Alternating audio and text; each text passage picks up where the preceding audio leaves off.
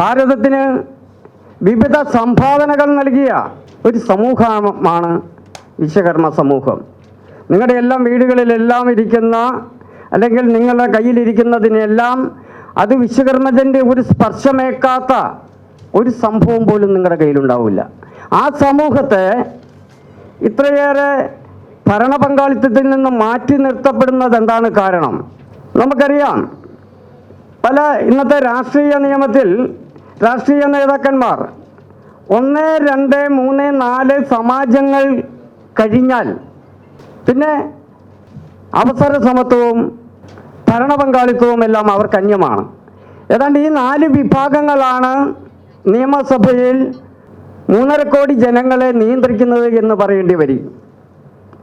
മറ്റൊരു വിഷയം, 6 അക്കത്തിന് മുകളിൽ ജനസംഖ്യയില്ലാത്ത ആ സമാജത്തിനും 1, 2 മന്ത്രിമാരാണ്. ഇന്ന് കേരളത്തിലെ വിശ്വകർമ്മജരാകട്ടെ ഏതാണ്ട് 40 ലക്ഷം വരുന്ന വിശ്വകർമ്മജർക്ക് നിയമസഭയിൽ പങ്കാളിത്തം ഇല്ലാതെയായിട്ട് ഏതാണ്ട് 30 വർഷക്കാലമായി. കഴിഞ്ഞ ദിവസം രമേശ് ചെന്നിത്തല പറയണ കേട്ടു, നിങ്ങളെല്ലാം വാർത്ത കൊടുത്തതാണ്. പഞ്ചായത്തിലോ ബ്ലോക്കിലോ ജില്ലയിലോ മത്സരിക്കാത്ത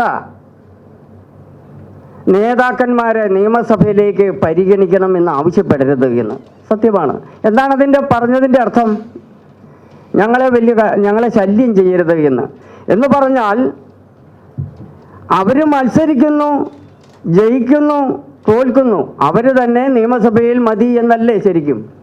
അതിനെ ആരും ഇവിടുത്തെ പത്രദൃശ്യ മാധ്യമങ്ങളൊന്നും വളരെ കാര്യമായിട്ടെടുത്തില്ല. പുതിയ തലമുറ ഇതിലേക്ക് കടന്നു വരേണ്ടതല്ലേ? എല്ലാ ജനസമൂഹത്തിനും ഭരണ പങ്കാളിത്തം ആവശ്യമില്ലേ? ഈ 1, 2, 3, 4 സമാജങ്ങൾക്ക് മാത്രം ഭരണ പങ്കാളിത്തവും തുല്യനീതിയും അവസര സമത്വവും മതിയോ? കഴിഞ്ഞ BJPയുടെ കാര്യം നമുക്കൊന്ന് പരിശോധിക്കാം.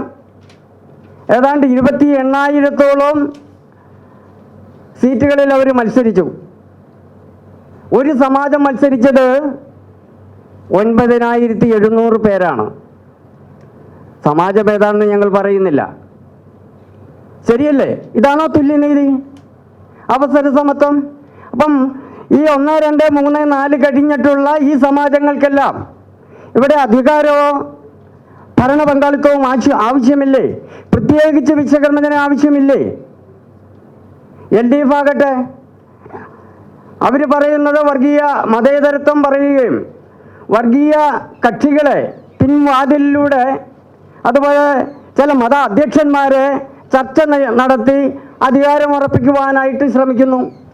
അതുകൊണ്ട് അടുത്ത നിയമസഭാ തെരഞ്ഞെടുപ്പിൽ വിശ്വകർമ്മജരെ അർഹമായ പരിഗണന 3 മുന്നണികളും നൽകിയില്ല എങ്കിൽ വിശ്വകർമ്മജർക്ക് 10,000-ൽ കൂടുതൽ അംഗബലമുള്ള വോട്ടുകളുള്ള നിയോജക മണ്ഡലങ്ങളിൽ സ്വതന്ത്രമായിട്ട് മത്സരിക്കുവാൻ വിശ്വബ്രാഹ്മണ ആചാര്യ സമിതിയും വിശ്വകർമ്മജരും തയ്യാറായിരിക്കുകയാണ്.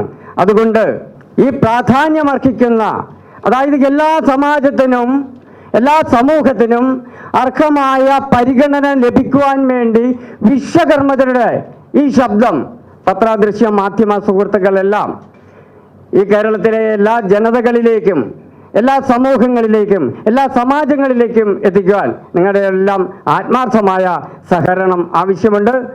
ശബരിമല പോലുള്ള വിഷയങ്ങളിൽ നമുക്കറിയാം, ആചാര അനുഷ്ഠാനങ്ങൾ ലംഘിക്കപ്പെടുകയും അതുപോലെ ക്ഷേത്രത്തിൻ്റെ മുഖ്യ പുരോഹിതൻ, തന്ത്രി വരെ അറസ്റ്റിലാവുകയും ചെയ്തിരിക്കുന്ന ഒരു സമയമാണ്.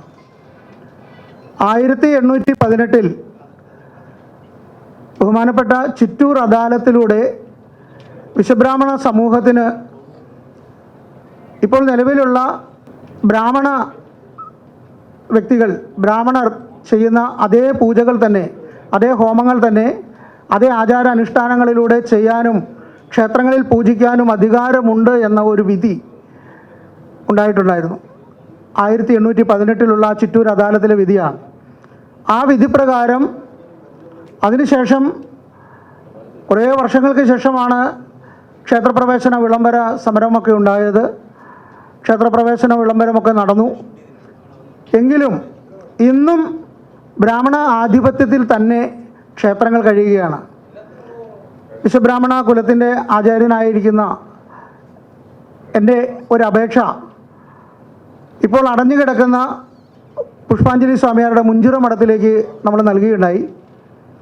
പക്ഷേ ആ അപേക്ഷ അവിടെ എത്തുന്നതിന് മുൻപ് തന്നെ, അതല്ലെങ്കിൽ വിവരാവകാശ രേഖ എടുത്തപ്പോൾ അതിൽ പോലും ആ അപേക്ഷ ലഭിച്ചു എന്ന് കിട്ടാത്ത വിധത്തിൽ ആ അപേക്ഷ അവിടെ നിന്ന് മാറ്റപ്പെട്ടിരിക്കുന്ന ഒരു സാഹചര്യമാണ്. ഞങ്ങളൊക്കെ നൽകിയ ആ അപേക്ഷയ്ക്ക് ശേഷം നൽകിയ ഒരാൾക്ക് ഇപ്പോൾ ഒരു സ്വാമിയാർ മഠത്തിൽ നിയമനം നൽകിയതായി ഞങ്ങൾക്കറിയാൻ കഴിഞ്ഞു. ഇതൊരു പ്രധാന വിഷയമായിട്ട് എടുക്കുക എന്നതിലുപരി വിശ്വബ്രാഹ്മണ സമൂഹം ഇന്ന് നേരിട്ടുകൊണ്ടിരിക്കുന്ന ഏറ്റവും വലിയ പ്രശ്നങ്ങൾ വിശ്വബ്രാഹ്മണ സമൂഹത്തിൻ്റെ ആചാരങ്ങളെയും അനുഷ്ഠാനങ്ങളെയും വിശ്വകർമ്മരായ ഈ പഞ്ചഗോത്രങ്ങൾ മനു, മയ, തൊഷ്ട, ശില്പി, വിശ്വജ്ഞ ഇവരെക്കുറിച്ച് സോഷ്യൽ മീഡിയയിലൂടെ വളരെ മോശമായ രീതിയിൽ പലരും പല വിധത്തിലുള്ള പ്രതികൂലമായ പോസ്റ്റുകളും ഇറക്കി പ്രകോപനം കൊള്ളിപ്പിക്കുവാൻ ശ്രമിച്ചുകൊണ്ടിരിക്കുന്ന ഒരു സാഹചര്യം. ഇതിനെ എല്ലാത്തിനെയും അവഗണിച്ചുകൊണ്ട് ആചാര്യ സമിതിയുടെ നേതൃത്വത്തിൽ ഇപ്പോൾ വിശ്വബ്രാഹ്മണ കുലത്തിനു വേണ്ടി കേരളത്തിൽ ആദ്യമായി ഒരു വലിയ ഒരു ആധ്യാത്മിക സർവകലാശാല അത് കൊണ്ടുവരുന്നതിന് വേണ്ടിയിട്ടുള്ള നടപടികൾ ആരംഭിച്ചു കഴിഞ്ഞു. കോട്ടയം ജില്ലയിൽ മോനിപ്പള്ളിയിലാണ് അതിനുള്ള സ്ഥലവും കാര്യങ്ങളും തയ്യാറാക്കിയിരിക്കുന്നത്. 7 ഏക്കർ സ്ഥലം അതിനുവേണ്ടി തയ്യാറാക്കി കഴിഞ്ഞു. അവിടെ വലിയൊരു പൈതൃകമായിട്ടുള്ള ഒരു മ്യൂസിയം, അതുപോലെ ഈ പഞ്ചഗോത്രങ്ങളുടെയും മാത്രമല്ല ഈ ഇവിടെയുള്ള നമ്പൂതിരി മുതൽ നായാടി വരെയുള്ള എല്ലാ സമുദായങ്ങൾക്കും ആധ്യാത്മിക വിഷയങ്ങളെക്കുറിച്ചും ഭാരതീയ സംസ്കൃതിയെക്കുറിച്ചും പഠിക്കുവാനുള്ള ഒരു സൗകര്യമടക്കം ചെയ്തുകൊണ്ടാണ് അങ്ങനെ ഒരു പദ്ധതി നമ്മൾ വിഭാവനം ചെയ്യുന്നത്.